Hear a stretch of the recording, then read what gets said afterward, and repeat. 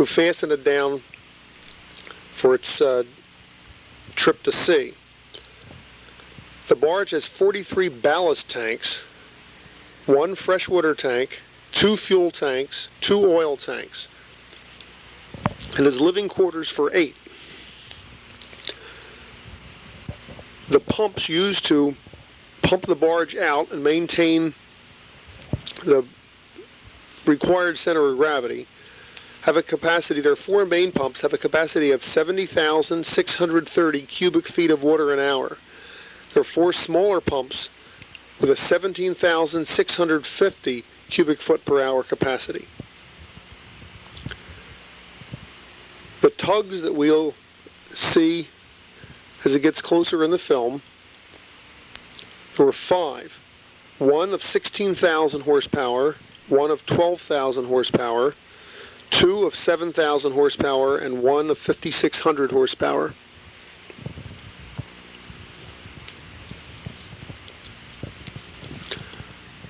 The jacket itself has room for 60 well slots. There are 19 conductor guides through the center of the rig to allow the conductors for the drill pipe to go through them. These are put in place once the rig is in place out at sea. Those conductors are 26 inches in diameter, and they weigh, when the pipe is in, 13,000 tons. The conductors penetrate 420 feet into the sea bottom and to the top of the rig. When the rig is in place, the procedure is to take the 4 corners and place the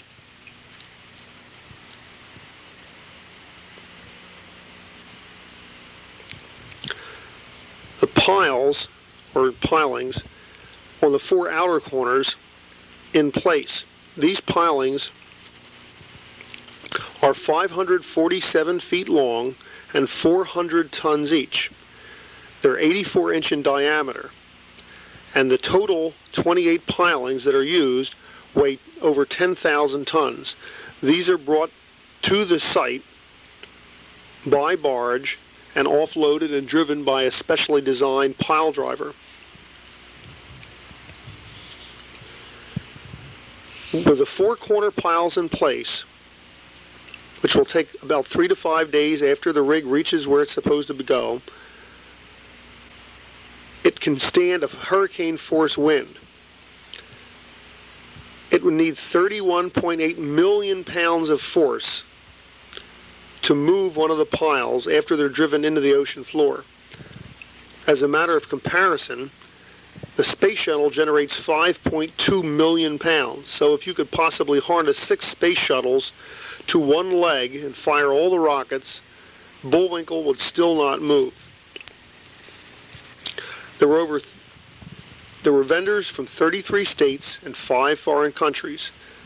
Employment with those vendors was approximately 600.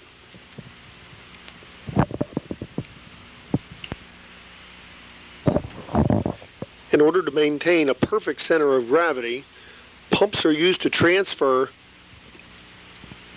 water within the barge to maintain the exact center of gravity that the computers on board require.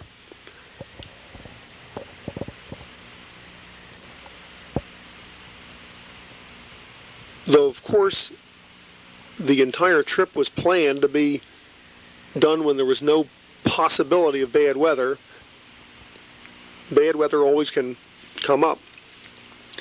As a contingency, the barge was designed to be able to be sunk with the rig intact in up to 138 feet of water.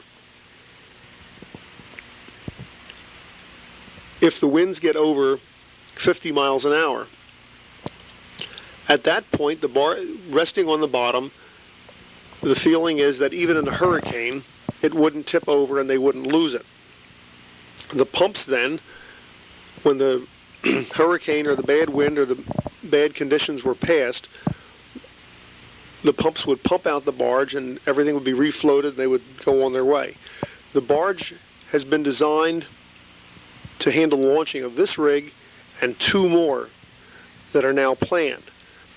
But the design, as we understand it, for the next 2 rigs will not be the same as this.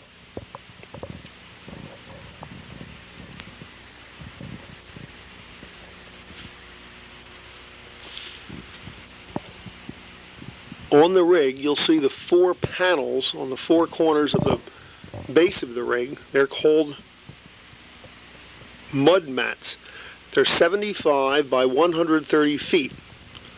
They total over an acre of support. When the rig is finally launched from the barge, they will sit on the ocean bottom and sink over 60 feet into the mud. A laser level is placed on the top of the barge, and after being positioned to within 2 inches, or the absolute outside tolerance is 2 inches of where it's planned to be, nitrogen is injected down into these mud mats, and the mud mats are 30 feet deep. They're just cavernous rooms in there, and the nitrogen pressure is changed from one to the other to level the rig. At that point, the 4 corner piles are driven.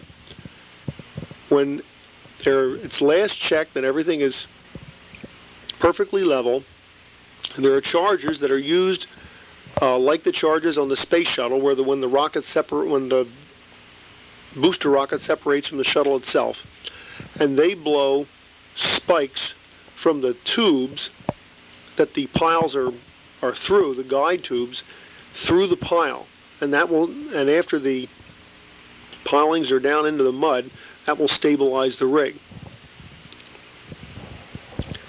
At that point, there's an apparatus which looks exactly like a commode lid, which will be remotely started. It will rise and let the nitrogen out of the mud mats themselves.